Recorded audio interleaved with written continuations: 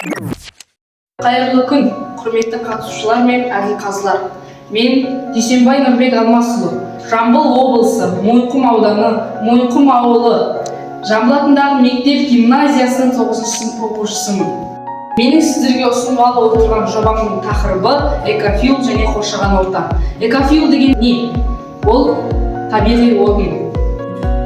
Менің жобамның мақсаты экоотынның пайдасы мен маңызын зерттеу және қоршаған ортаны қорғау. Менің қолымдағы экофил, яғни экоотын, бұл болашақта экологиялық қауіпсіз.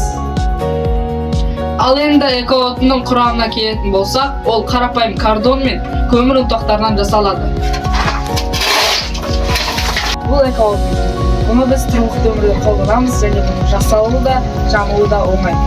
Енді мен сіздерге тұрғылықты өмірде экоотынды қалай қолдану керек екенін көрсетейін. Бізде екі экоотын бар, яғни бұл бір қап көмірдің орнын алмастыра алады. Бұл үйде тез жылытып, әрі тез жанады, және өзіне кейін қалдырмайды. Сонымен қорыта келе экофил болашақ энергия көзі. Назарларыңызға көп рахмет.